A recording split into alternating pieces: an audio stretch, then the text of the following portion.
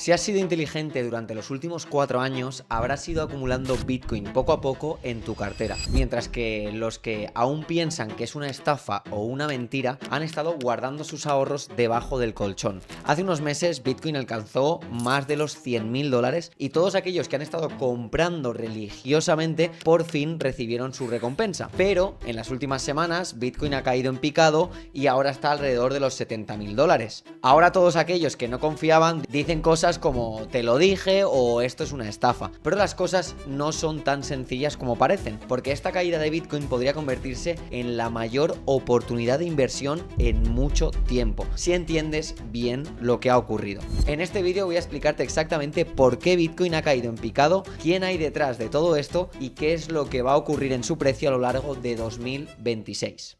Cuando Bitcoin cae fuerte siempre ocurre lo mismo. Las redes sociales se llenan de expertos improvisados. Los titulares se vuelven dramáticos y aparece esa frase que seguro que ya has escuchado. Te lo dije. Muchos creen que lo que ha pasado es simple, que Bitcoin llegó a los $100.000, se infló demasiado y ahora la burbuja ha explotado. Otros, por el contrario, dicen que ha sido manipulación, que las instituciones han empujado el precio arriba para venderle al pequeño inversor, que esto demuestra que Bitcoin nunca fue una reserva de valor y suena convincente, porque cuando el precio cae rápido, la explicación sencilla parece la más lógica, pero el mercado financiero nunca funciona de forma tan simple. Déjame hacerte una pregunta, ¿de verdad crees que un activo que ha pasado por correcciones del 50, del 70 o incluso del 80% en ciclos anteriores iba a subir en línea recta sin retrocesos solo porque ahora vale $100.000? Si miramos la historia, incluso dentro de mercados alcistas fuertes, Bitcoin ha tenido caídas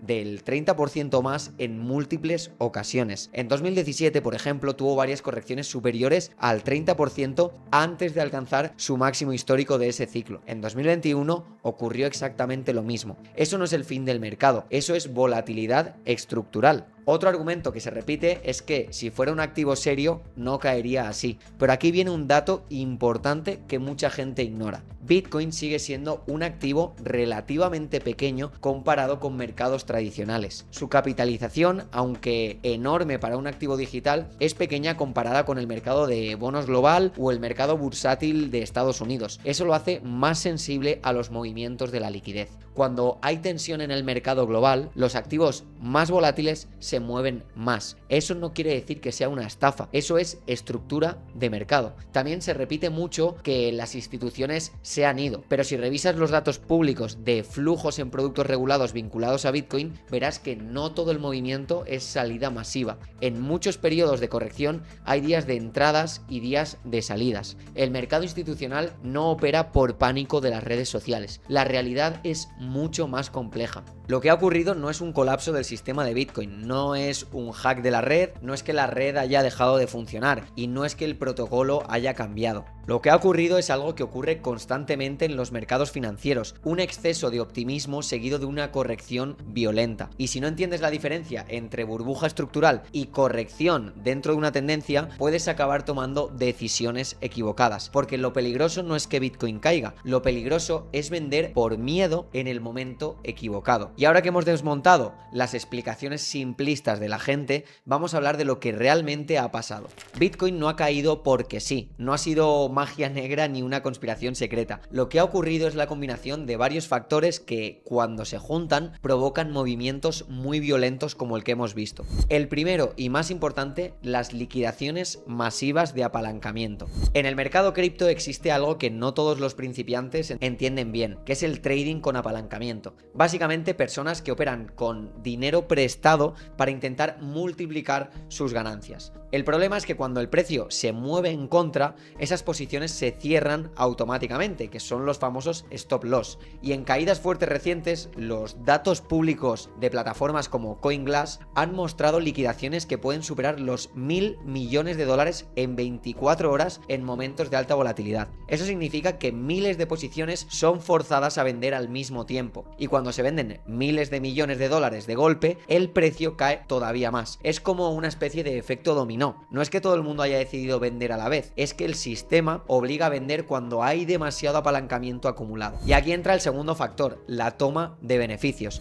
Bitcoin alcanzó los 120.000 dólares aproximadamente. Eso es un número psicológico enorme. Cuando un activo marca un nuevo máximo histórico, muchos inversores que han acumulado durante años aprovechan para asegurar esos beneficios. Y esto es completamente normal. Si alguien compró Bitcoin a 20.000 o a 30.000 dólares y ahora lo ve en 120.000, es lógico que venda una parte. No porque no crea en el activo, sino porque gestiona su riesgo. Y eso ha ocurrido en todos los ciclos anteriores. Y tercer factor, entorno macroeconómico. Bitcoin no vive aislado del mundo. Si miras la correlación histórica con el Nasdaq en determinados periodos, verás que cuando las acciones tecnológicas sufren presión, Bitcoin suele acompañar también ese movimiento. Y si los tipos de interés se mantienen elevados o si hay incertidumbre económica, como ahora, los activos considerados de riesgo tienden a sufrir más volatilidad. Eso no significa que Bitcoin haya perdido su tesis como activo a largo plazo. Significa que a corto plazo se comporta como un activo muy sensible a la liquidez global. Y entra el cuarto factor, la rotación de capital.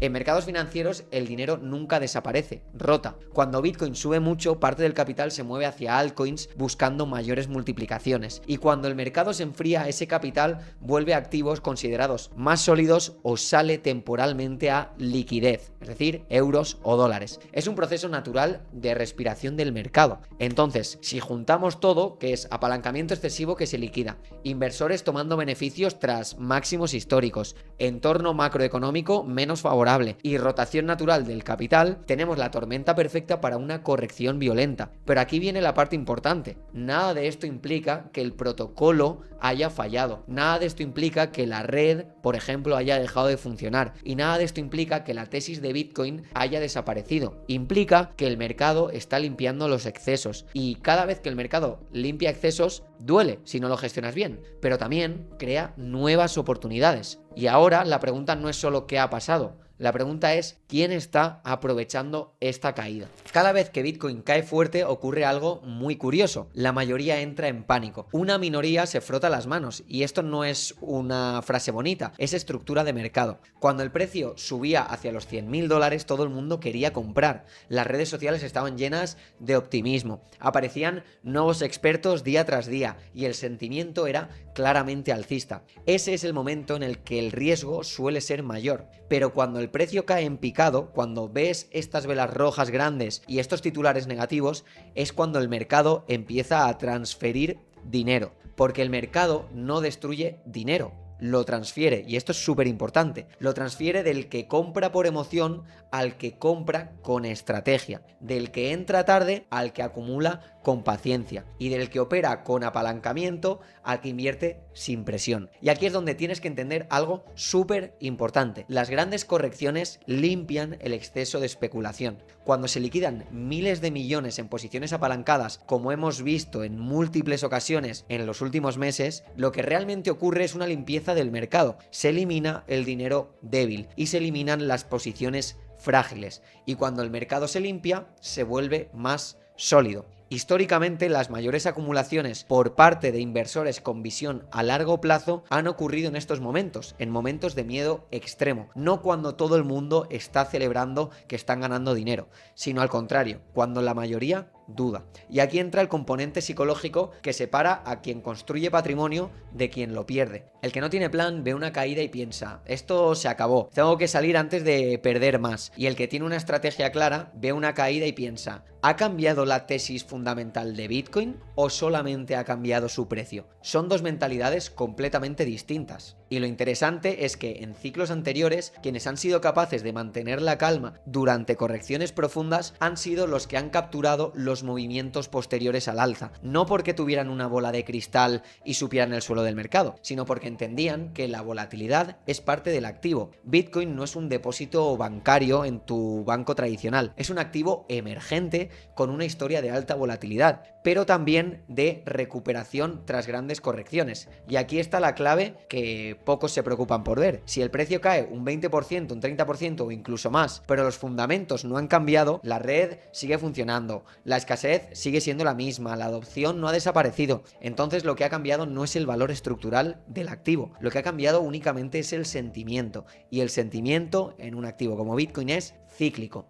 Por eso, cada caída fuerte es una prueba de convicción para quien cree en él, una prueba de paciencia para los mejores inversores y una prueba de educación financiera. La pregunta real no es si Bitcoin ha caído, la pregunta es: ¿tú sabes por qué ha caído? Porque si entiendes el por qué, el miedo disminuye. Y cuando el miedo disminuye, puedes tomar decisiones racionales y no emocionales. Ahora bien, ¿es esta caída diferente a las anteriores? ¿O estamos viendo el mismo patrón repetirse una vez más? Cada vez que Bitcoin cae fuerte, aparece la misma frase: esta vez es diferente. Y a veces sí lo es, pero la mayoría de las veces no tanto. Si miramos la historia con los datos en la mano, veremos algo muy interesante. En 2017, dentro del mismo ciclo alcista que llevó a Bitcoin desde menos de los $1.000 hasta casi 20.000, hubo al menos 5 correcciones superiores al 30%. 5. Y eso lo puedes comprobar fácilmente revisando el gráfico histórico en cualquier plataforma como TradingView.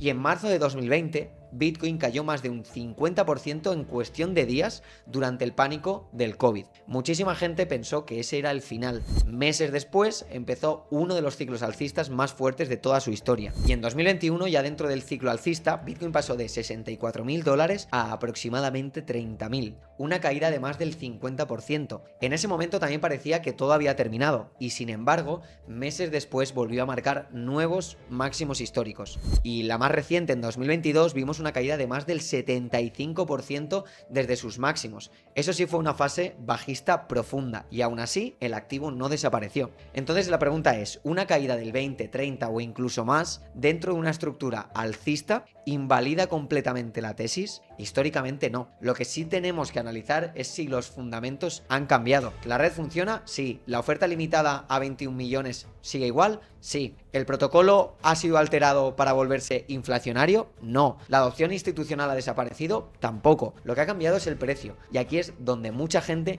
comete el error de confundir precio con valor. El precio es lo que alguien está dispuesto a pagar hoy.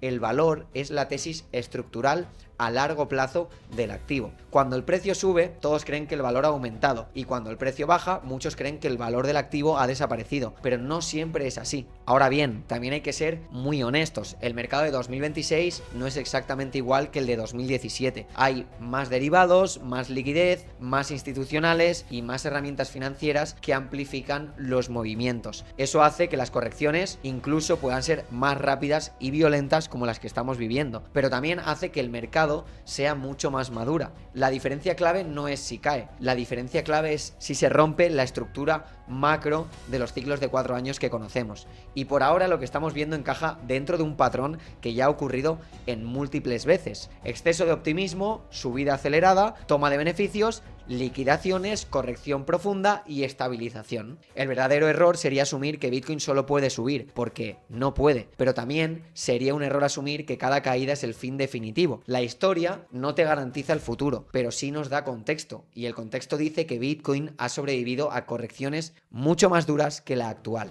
Ahora bien, después de todo esto, llega la parte que realmente te importa. ¿Qué deberías hacer tú ahora? Y aquí es donde vamos a separar la emoción de la estrategia. Después de todo lo que hemos visto, volvemos a la pregunta clave. Bitcoin ha caído mucho. Hay ruido y hay noticias muy negativas. Hay gente diciendo que te lo dije. ¿Y ahora qué haces tú? Lo primero que tienes que entender es que no existe una respuesta universal, pero sí existen principios. Primer principio: no tomes decisiones en pánico. Históricamente, las peores decisiones en Bitcoin se han tomado en momentos de miedo extremo. Lo vimos en 2018, lo vimos en marzo de 2020 con el COVID y lo vimos en 2022. Y en todos esos momentos, vender en pánico fue, con el tiempo, un error muy costoso. Segundo principio: diferencia entre inversión y especulación.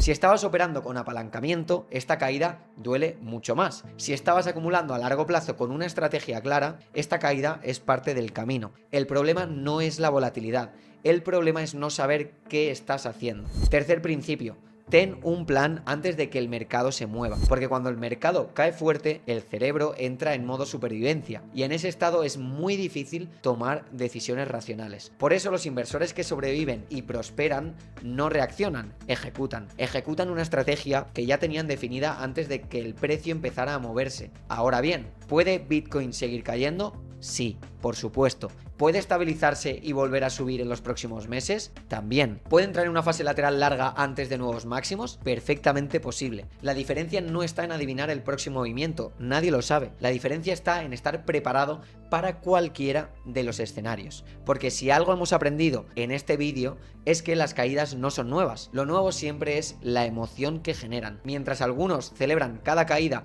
porque nunca entendieron el activo, otros están revisando los datos, analizando el contexto y posicionándose con cabeza. Y aquí es donde quiero ser muy claro contigo. Si realmente quieres entender cómo estructurar tus inversiones en Bitcoin, cómo acumular con estrategia, cómo gestionar el riesgo y cómo ejecutar paso a paso, incluso si estás empezando desde cero, te he dejado una masterclass gratuita de 15 minutos en la primera línea de la descripción. Es directa, es práctica y está pensada precisamente para momentos como este, porque el mercado puede subir, puede bajar, puede lateralizar, pero lo que no puede cambiar es que si no tienes un plan, siempre irás un paso por detrás del resto. Y la diferencia entre el que construye patrimonio y el que pierde oportunidades no está en tener suerte, está en estar preparado. Así que te dejo la masterclass aquí abajo y nos vemos dentro. Hasta el siguiente vídeo y un abrazo descentralizado.